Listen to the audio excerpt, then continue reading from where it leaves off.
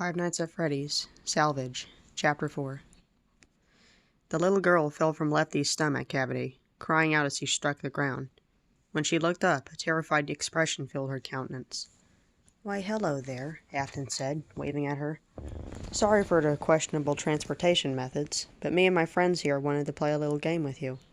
"What's going on?" the little girl whimpered. "I want my mommy." William put a finger to his lips. "Shh. I wouldn't recommend screaming if I were you. These animatronics are very sensitive to sound, and if they hear the slightest high-pitched tone, well, it'll be a lot of work for me to clean up afterwards." The child's lip quivered, but she stayed silent. "As I was saying," Afton continued, "we want to play a game with you, Miss..." "Lucy," the girl softly replied. "Lucy," William echoed with a smile. "The rules are simple. All you have to do is play a game of hide-and-seek with my friends. If you win, I'll consider letting you go. If you lose, let's just say Lefty over there has ways of making people disappear. Permanently." Lucy trembled a little, hearing the black bear's raspy chuckle. "Oh, and another thing. Don't even think about trying to escape. Ricky is watching the doorway right now, so he'll let me know if you get any ideas." Vicky grimaced. Then she turned to Freddy and Max. "We need to do something," she whispered. "You and Max distract them on my signal, while I go in after the girl." Max looked at the hybrid. "How?" he asked. "I don't know. Use your imagination," Vicky hissed. "I suggest you guys come up with a plan." With that, Vicky vanished. Freddy and Max looked at one another. "I guess we should get ready, okay, bud?" The bear huffed. Right when the twisted game of hide-and-seek commenced, that's when Vicky gave her signal, in the form of some paint cans falling over to Afton's right.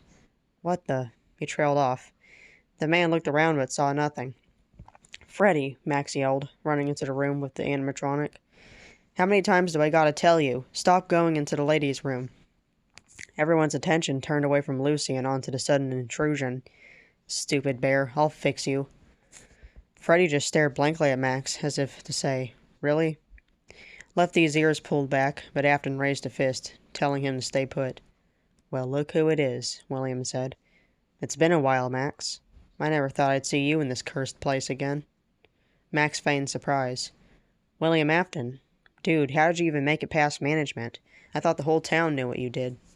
"I go by a different name now, and if you value your life, you'll learn to call me by it." As William said this, he slowly approached Max with the hatchet. "Name's Dave Miller." Max felt physically repulsed from being this close to him, but he had to keep his composure for Lucy's sake. "Well, I suppose there's still no love lost between us, Dave Miller," Max whispered. Afton replied, "Indeed. I certainly haven't forgotten what you've done." He turned to Freddy, who was glaring at the other animatronics. They all lowered their gaze, except for Lefty, who smirked. Freddy growled. Afton turned back to Max. "Listen, Max, just to be clear, I don't exist. You've already lost the last fight, so why drag this out any longer than it needs to be?" Max clenched his fists. "I could ask you the same thing," he retorted. William's smile disappeared. "Believe it or not, you've already made your first mistake," he said. Max asked, "Oh yeah?" "Yeah. By walking into a viper's den." The toys and Lefty stalked towards Max. Freddy pushed a security guard behind him, but Afton only laughed. "Sorry, buddy. Looks like you're outnumbered." Freddy snarled, ears curling back. "What's going on in here?" another voice called. Everyone stopped in their tracks. It was the new manager of the pizzeria. "Max, you're supposed to be in your office." Max stepped out from behind Freddy. "Sorry, sir. I was just trying to return Freddy to his stage. I used to be an engineer back in the day, so I thought—" "I'm not paying you to fix robots, Max," the manager interrupted. "I'm paying you to sit your ass down in a chair and watch the cameras." Afton snorted. "And Dave Miller," the manager continued, turning to him, "I want these animatronics fixed up and put on a stage soon. Otherwise, we're tossing them out into the back alley. Am I clear?" William jumped. "Sir," he cried. "Am I clear?" the manager repeated, turning red in the face. After a bout of silence, Max and William chorused, "Yes, sir." The manager seemed pleased. "Good," he said. "Now, if you'll excuse me, I have a business to run. And I don't want any more backstage parties happening while I'm in charge. Afternoon, gentlemen." Max and Freddy quickly tailed the manager back out to the main area of the pizzeria before Afton decided to attack again. Much to Max's relief, he saw Lucy with her father. She was snuggled into his side as he hugged her. They were both eating some pepperoni pizza and seemed happy, like the girl had forgotten all about her near-death experience. Freddy paused and looked back towards the area where they had come from for a moment. His eyes narrowed. Then he rejoined his bandmates on stage without hassle. When Max got back to his office, Vicky was sitting in his chair, holding the phone. "No, seriously, listen to this one," she was saying, twirling the cord with one finger. "Why is Peter Pan always in the air?" The phone guy seemed genuinely confused. What?" Vicky snickered and said, "Because he can never land." Get it? Never land? "Ma'am, I'll have you know that using a Fazbear Entertainment service line to make a prank call is no laughing matter. I could, report you to the authorities. In which case, you could be fined up to $100,000. Now, where's the security guard? Isn't this his line you're using?" Vicky mimicked, isn't this his line you're using? Dude, work out that nervousness of yours. It can't be good for your health." Max's jaw dropped open. "Vicky, get off the phone with my employer right now," he practically screamed, grabbing the phone from Vicky's paws and putting it back on its receiver. Vicky cackled. "He said he was going to find me. If only he knew, right? That he was talking to an animatronic. Ha ha." Max rubbed his temples. "Vicky, if someone discovers you, you could get thrown away or worse. Don't you understand?" The hybrid smiled. "I know. That's what I have this for, silly." She vanished, then reappeared again before getting out of Max's seat. "If I didn't know any better, I'd say you're starting to sound like you're worried for me." Max started. Well, whether he wanted to admit it or not, he sort of was.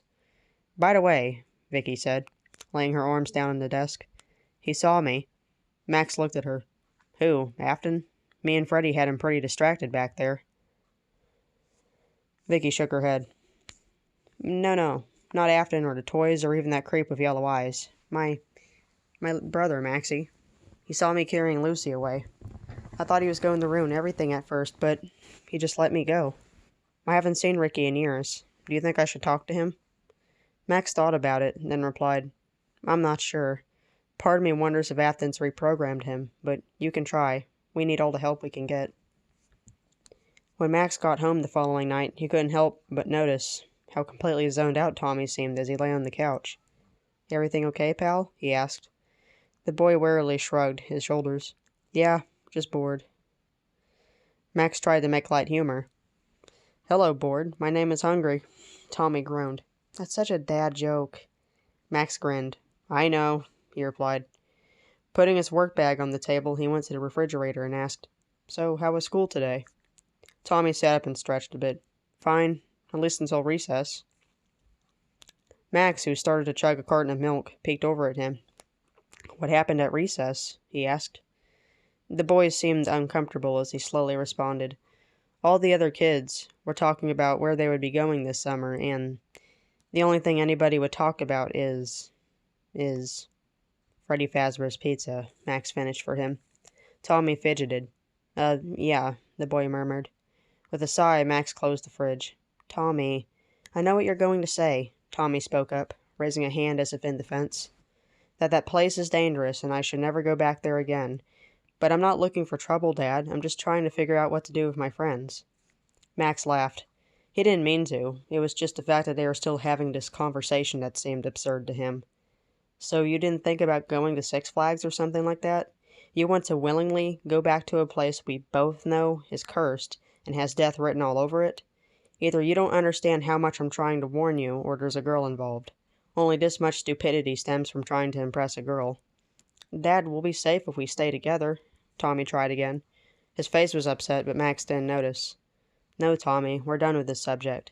Max opened the fridge again. "But, Dad—" Max slammed the door and whipped his head towards his son. "I said no, Tommy. You are never going there again. End of discussion. Now go to your room." The words were out before he could stop them. Angry and with tears streaming down his face, Tommy stormed off. Max, exasperated, followed him. "Tommy, wait," he called. He knocked on the door. "Tommy?" "Listen, buddy, I'm just trying to protect you." "Stop treating me like a baby, Dad," Tommy yelled. His voice sounded hoarse. "I can handle myself just fine. You can't keep me trapped in here forever." "Tommy, I'm sorry. Just leave me alone." Max stood there by the door for a few moments before sinking to the floor. He really blew it. He shouldn't have lost his temper on Tommy like that. He was just so worn down and nerve-rattled by today's events, but he didn't need to take it out on his son. Maybe he needed to relax a little.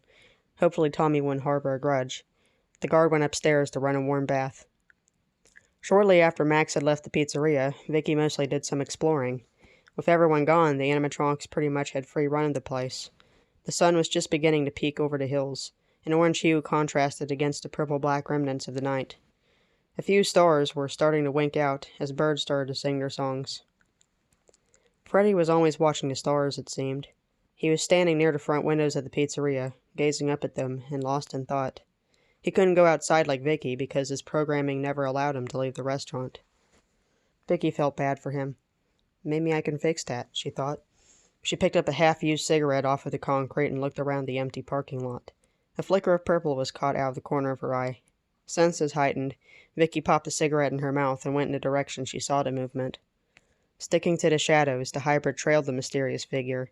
She slunk through the empty streets, dimly illuminated by flickering street lamps and dying neon signs. The purple man led her to the local playground. "What are you doing?" Vicky asked quietly, so as not to be heard. She felt confused. Why would William sneak around this place? Her puzzlement only increased when the purple man jumped inside one of the playground's tunnels. Vicky waited for a few minutes, slowly exhaling. She chuckled. Animatronics weren't supposed to smoke. She threw the cigarette into a nearby trash can and snuck up to the tunnel. Upon peering inside, she spotted a few items of interest. Candy bar wrappers, a blanket, scattered papers that appeared to have handwriting on them. Evidently this was a hideout, but there were some things that weren't adding up. Last Vicky checked, William had a car. Why not use the vehicle as a hideout instead of the playground? Not to mention Afton wasn't known for being sloppy. As she had discussed earlier with Max, the shotgun incident was the only exception to this rule. And yet this hideout had incriminating evidence of a squatter taking up residence inside. Vicky's eyes were turned to the papers. She couldn't help wondering what was on them. The hybrid looked further back into the tunnel, but saw no signs of life from within. She reached down and grabbed a few papers. Then she took off back in the direction of the pizzeria.